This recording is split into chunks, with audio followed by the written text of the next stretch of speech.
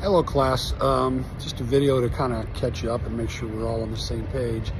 I'm coming to you from beautiful Port here in western Colorado on another campus actually, but we won't go to that right now.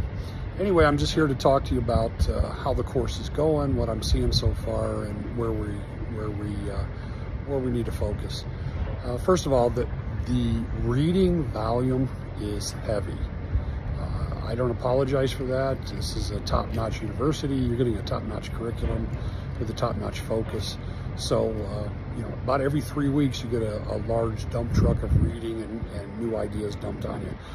You don't have to rush through those because you do have a couple weeks to work on those. But, we're going to deconstruct, reconstruct, put the puzzle back together, take the puzzle apart on all these concepts as we go through the course.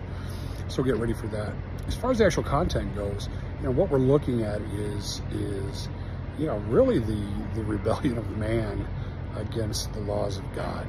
And whether those laws align with, whether human laws align with God's law or not, that conflict is kind of what we're studying, because there's a lot of dissension. And, we can go, at least in this country, all the way back to prior to 1776. Remember, we were under a king. The United States had a king for 200 years. So our first settlers were here in the mid-16th century, so that's going to be the 1500s. And then for a couple hundred years, we answered to King George the First, Second, Third, James, Mary, the Queen, all those people. So we haven't been who we are. We've only had a president almost as long as we've had a king. So we're still a fairly new country as far as that goes. So keep that in mind as we look through these materials. This week, we're taking a little bit of a look at some of the major themes in the laws. And one of the things I want to challenge you with is to take a look at what this means today. Why are we studying this stuff? Who cares? Who cares about the Declaration of Independence? Who cares about the Mayflower Compact? Who cares about the Constitution? Well, honestly, you should care about those a lot, because those are really important to us. And that is where we pin our hopes and dreams for the future and for today. So, one of the concepts that I want to throw out to you and see if you agree with this is, and this is something that really struck a chord with me, is without the Second Amendment, do we have a First Amendment? Are we guaranteed a First Amendment? And by that, I mean, if you're not allowed to arm yourself, defend yourself, and obviously I'm partial to guns. I enjoy them. I enjoy shooting for fun. I don't hunt, but I enjoy having the peace of mind that guns bring me. But without those, do we really have a First Amendment? Do we have the right to free speech, or is government going to be oppressive? And if you take a look at the countries and societies where they've taken the guns away, whether it's Russia, the Soviet Union, whether it's pre-World War II Germany, pre-World War I Germany, whether it is, the Jews, whether it is some of the Eastern Bloc countries today, it doesn't always bode well for those people. So keep that in mind as we take a look at that. Now, there's always an exception or two, but in this country, the Second Amendment certainly has a place. Look at these modern examples as we look at some of the older stuff. As we look at Romans 13, not only are we going to look at what that meant in the Bible and what that meant to the people of the day, but what does that mean today? And what are the examples that you can give me today where Romans 13 is going into effect? What comfort does that bring to you? What troubles you about it? What doesn't make sense? And you can shake the cage. You're not going to offend God if you challenge things, if you ask hard questions in the forums, if you have solid debates. God's not running for God. He knows who He is. There's no doubt that He is in control and He's sovereign. So as we look at these things, look at God's sovereignty, look at God's plan, look at spiritual warfare as we go through this, and we see the conflicts and the dilemmas we got today.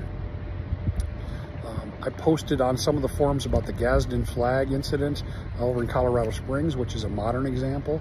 You can take a look at the boycott of Target and either the satanic or the trans overtones that come with that. And those will give you some insights into where we're at today and to where we're heading as a country. So with those things in mind, I kind of want to cut this video off and not go too long. Remember, I'm a text away if you need anything. Keep watching those videos.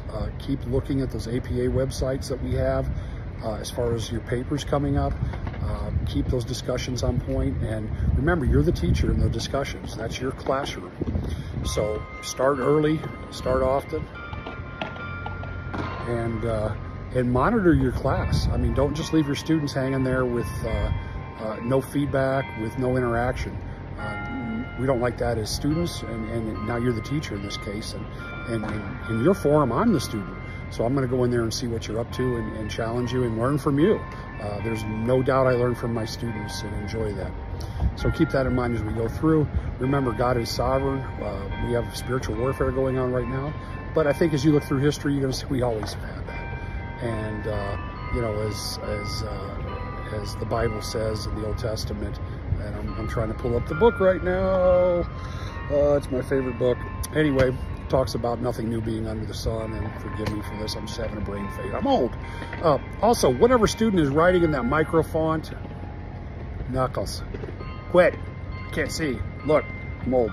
Anyway, with that in mind, God bless, do good work, stay focused, log on daily, or yeah, just log on daily, because if you don't, it snowballs, and then you don't want to log on the second day, and third day it's really snowballed and now you're behind. So don't do it. Just get in the habit of logging on every day. Check your forums, check your assignments, do your readings, take little bites, and you'll get the whole apple or watermelon in this case eaten just in time. So remember, I'm on your side. I don't want anybody to fail, but at the same time, this is a challenging program, and I'm here to guide you all the way through. All right, take care.